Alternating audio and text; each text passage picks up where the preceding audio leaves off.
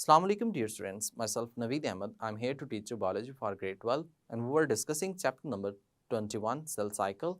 और you know that कि आज का जो टॉपिक है वो ये है कि साइटोकाइनेसिस कैसे होती है। अब ये बात तो आप जानते हैं कि अगर हम प्लांट की बात करें, एनिमल्स की बात करें, तो इसमें कैरियोकाइनेसिस के कॉन्सेप्ट और इसके जो स्टेप्स हैं वो ऑलमोस्ट सिमिलर होते हैं। लेकिन साइटोकाइनेसिस जो है वो प्लांट और एनिमल्स में बहुत ज़्यादा वेरिएशन रखती है। कैसे वेरिएशन रखती है, क्या क्या चेंजेस आते हैं, इन तमाम को अंडरस्टैंड करने के लिए चलते हैं लाइट बोर्ड की तरफ। जी स्टूडेंट्स, तो you have studied karyokinesis. Karyokinesis हम माइटोसिस को डिस्कस कर रहे थे। माइटोसिस का हमने कैरियोकाइनेसिस को पढ़ा। अब देखें, माइटोसिस जो है इसमें हमने 2 में डिवाइड किया था। थोड़ा सा ओवरव्यू देख रहा हूँ। इसमें हमने 2 में डिवाइड किया था इसको। द फर्स्ट वन था वो था कैरियोकाइनेसिस। अब ये जो कैरियोकाइनेसिस है इसमें हमने डिवीजन ऑफ न्यूक्लियस किया है। इसके बाद जो सेकंड स्टेप होगा, सेकंड फेज होगा, वो है cytokinesis. Cytokinesis division of cytoplasm, ये बात गलत है। मतलब हम साइटोप्लाज्म नहीं कहेंगे, हम होल सेल, कंप्लीट सेल कहेंगे। तो ये अगर यहाँ पे एमसीक्यूज में आता भी है तो karyokinesis it mean to say division of nucleus. Nucleus divide करेगा। साइटोकाइनेसिस का मतलब ये है division of cell, whole cell, complete cell जो है वो 1 से 2 में डिवाइड कर जाएगा। तो ये क्या है? साइटोकाइनेसिस है। हमने ये बात अंडरस्टैंड की है कि जो कैरियोकाइनेसिस है इसमें 4 फेजेस को हमने डिस्कस किया: प्रोफेज, मेटाफेज, एनाफेज और टेलोफेज। इसको अपनी आसानी के लिए हम पीमैट से मेमोराइज कर सकते हैं। यानी कि इन फेजेस को हमने 4 फेजेस में डिवाइड किया था और जो 4 फेजेस हैं उनको आसानी के लिए हम पीमैट के नाम से याद रख सकते हैं: प्रोफेज, मेटाफेज, एनाफेज, टेलोफेज। तो इस तरह से ये 4 फेजेस जो हैं वो हमने डिस्कस किए हैं। देखिए स्टूडेंट, ये जो 4 फेजेस हैं, अगर हम बात करें प्लांट्स की और एनिमल सेल्स की, almost these phases are similar. ये फेजेस जो हैं वो सिमिलर होते हैं। यानी कि if we talk about the plant cells, अगर हम प्लांट एंड एनिमल सेल्स की बात करें, प्लांट एंड एनिमल सेल की बात करें, तो प्लांट एंड एनिमल सेल्स में these phases are almost similar. ये फेजेस जो हैं ऑलमोस्ट सिमिलर फेजेस होते हैं, सिमिलर फेजेस होते हैं। लेकिन यहाँ पे कुछ चेंजेस भी आती हैं। उन चेंजेस को मैं जस्ट ओनली पॉइंट आउट कर सकता हूँ।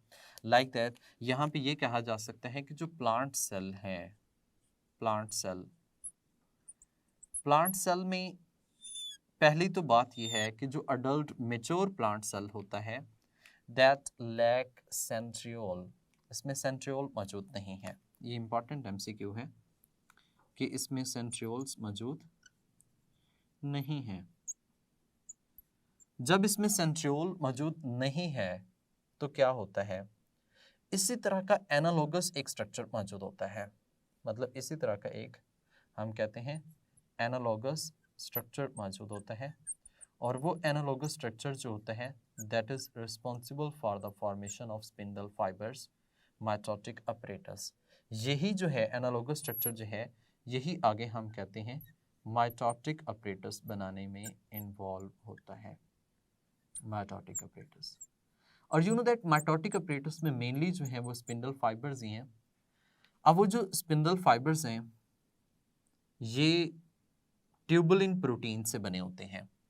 यानी कि यहाँ पे हम ऐसे भी कह सकते हैं कि एक ट्यूबुलिन प्रोटीन प्लस आरएनए जो है यही आगे क्या स्पिंडल बनाने में इन्वॉल्व होती है, स्पिंडल्स बना देंगे। जबकि स्टूडेंट्स यहाँ पे प्लांट सेल में एक तो बात हमने ये कही कि दे लैक सेंट्रियोल्स नहीं होता, तो स्पिंडल फॉर्मेशन जो है वो माइटोटिक अपरेटस जो है वो हम कहते हैं ट्यूबुलिन प्रोटीन से ही बनता है। ये इसी तरह का एनालॉगस स्ट्रक्चर हम काउंट करते हैं। सेकंड, हम ये भी कह सकते हैं कि जो प्लांट सेल है, प्लांट सेल में यानी कि इसमें इफेक्ट है कैसे ही होता है, प्लांट सेल्स की जो शेप होती है that not change as like animal cell, यानी कि प्लांट सेल की जो शेप है, plant cell shape not change. ऐसा क्यों है? क्योंकि इनके अराउंड सेल वॉल मौजूद होती है। इनके अराउंड क्या होती है? सेल वॉल मौजूद होती है। और सेल वॉल जो है ये एक रिजिड स्ट्रक्चर है, इतना रिजिड स्ट्रक्चर है कि that will not allow the change in the shape of the plant cell. तो प्लांट सेल की शेप जो है वो भी चेंज नहीं होगी। तो जो भी चेंज नहीं होती, यहाँ पे ये इसमें आप देख सकते हैं। यहाँ पे गिवन डायग्राम है। अब गिवन डायग्राम में देखिए प्लांट सेल मौजूद हैं। प्लांट सेल्स में इंटरफेज, उसके बाद प्रोफेज, मेटाफेज, एनाफेज और इस तरह से बाकी फेजेस मौजूद हैं। अब इसमें देखिए कि प्लांट सेल की जो शेप है ये कांस्टेंट है। प्लांट सेल की शेप चेंज नहीं हो रही। प्लांट सेल्स के अंदर सेंट्रियोल्स भी मौजूद नहीं है, बल्कि उन्हीं से एक एनालॉगस स्ट्रक्चर है जो कि माइटोटिक अपरेटस बनाने में इन्वॉल्व होता है। तो प्लांट सेल्स और एनिमल सेल्स में कैरियोकाइनेसिस में इतना ज़्यादा डिफरेंस नहीं है। स्टेप्स ऑलमोस्ट सिमिलर होते हैं, ऐसा कोई इतना चेंजेस नहीं है। But if we talk about the cytokinesis, the division of the whole cell, there is a variation between plant and animal cells. तो यहाँ पे हम कहते हैं कि इसके अंदर जो है वो क्या है, वेरिएशंस मौजूद हैं, variation in plant and animal cell. Plant और एनिमल सेल के अंदर क्या है, वेरिएशंस मौजूद होती हैं। ये हम कह सकते हैं डिफरेंट टाइम पर इनको सिग्नल मिलता है, डिफरेंट टाइम पर उनको क्या मिलता है, सिग्नल मिलता है। और हम ऐसे भी कह सकते हैं डिफरेंट वे में ये आगे सेल को डिवाइड करेंगे।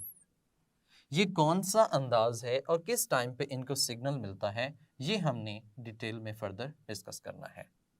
तो देखिए, हम पहले बात कर लेते हैं एनिमल सेल के रिलेटेड। तो यहाँ पे साइटोकाइनेसिस में if we talk about the animal cell, अगर हम एनिमल सेल की बात करें तो एनिमल सेल में एक मेन बात जो है वो ये है कि एक स्ट्रक्चर बनता है जिसे हम कॉन्ट्रैक्टाइल रिंग के नाम से जानते हैं। कॉन्ट्रैक्टाइल रिंग, मैंने बात ये की है कि डिफरेंट टाइम और वे जो है वो डिफरेंट होगा। अब जरा टाइम की बात कर लेते हैं। यहाँ पे जो एनिमल सेल है, एनिमल सेल में लेट टीलोफेज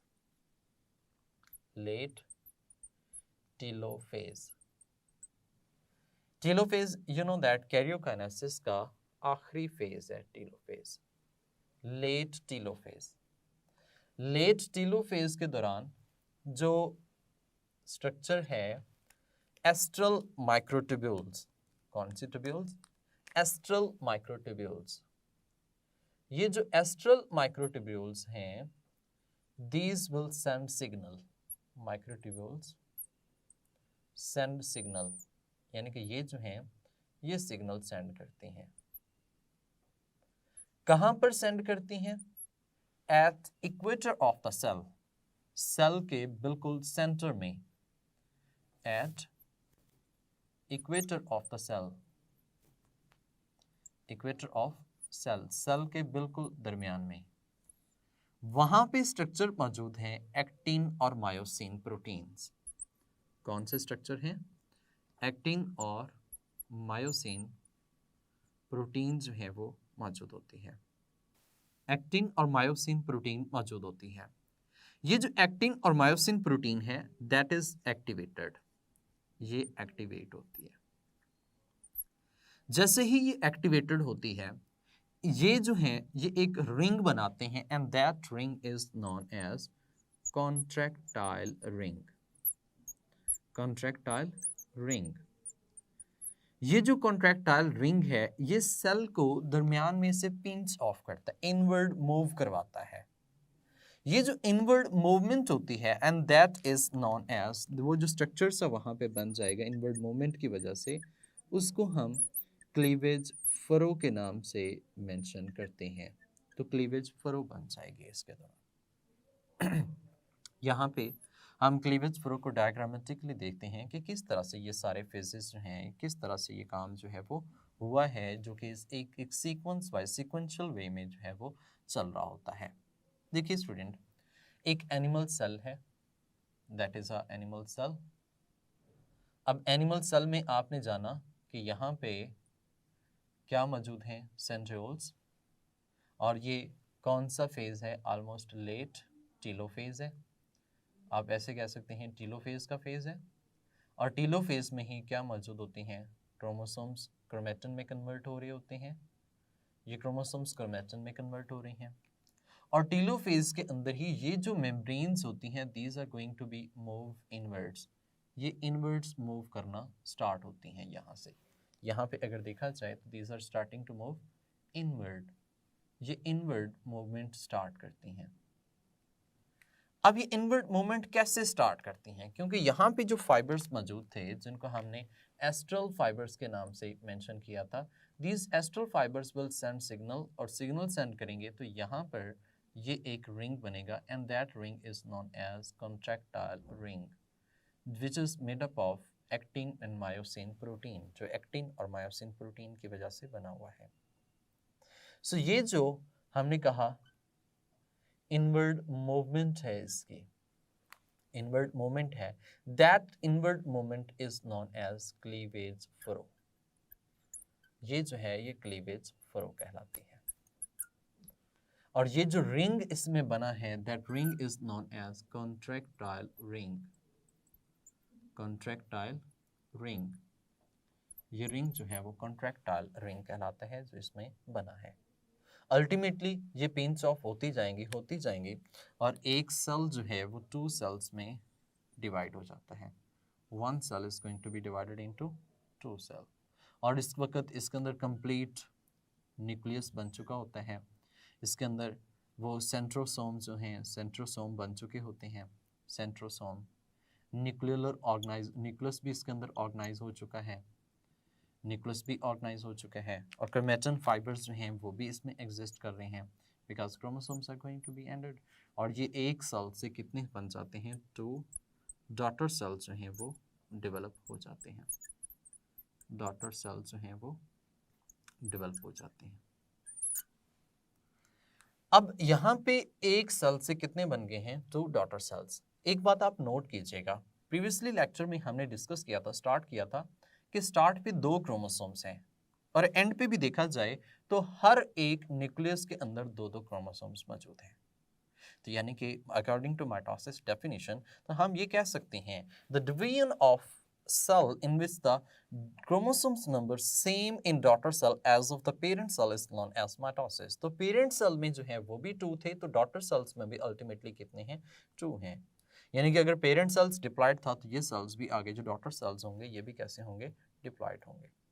तो यहाँ पे एक बात हमें समझ में आई कि एनिमल्स के अंदर जो साइटोकाइनेसिस का प्रोसेस होता है, एनिमल्स में साइटोकाइनेसिस क्लीवेज फ्रो की फॉर्मेशन की वजह से होती है, और क्लीवेज फ्रो की फॉर्मेशन आप डिस्कस कर चुके हैं कि that is due to the contractile ring, और कॉन्ट्रैक्टाइल रिंग जो है वो एक्टिवेटेड एक्टिन मायोसिन प्रोटीन की वजह से होते हैं, और ये इक्वेटर के ऊपर सिग्नल सेंड करते हैं एस्ट्रल फाइबर्स, और ये करते हैं लेट टीलोफेज के अंदर। अब students, that was the in animals. Now I am going to teach you in plant cells कि प्लांट सेल्स के अंदर किस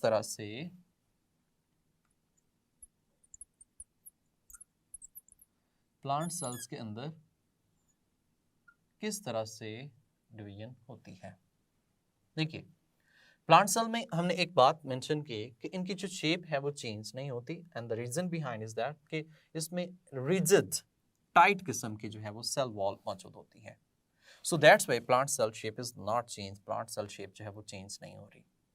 यहाँ पे हम बात करते हैं कि जो सिग्नल आते हैं वो कब आएंगे। इसमें जो सिग्नल है that will come in metaphase, during metaphase, यानी कि इसमें कब सिग्नल अराइज होगा, during metaphase. During metaphase, metaphase में सिग्नल आएगा, and the signal will be towards Golgi apparatus, जहाँ पे हम इनको डिक्टायोसोम्स के नाम से भी मेंशन कर सकते हैं इन प्लांट्स, तो ये गोल्जी apparatus में सिग्नल्स मूव करेगा। गोल्जी apparatus जो हैं that will produce Golgi vesicles, ये गोल्जी वेसिकल्स प्रोड्यूस करेंगे। These Golgi vesicles contain substances, इनमें जो substances हैं वो cellulose और pectin like substances जो हैं वो इसके अंदर मौजूद होते हैं। That contain cellulose और pectin like substances जो हैं वो इसमें मौजूद होते हैं।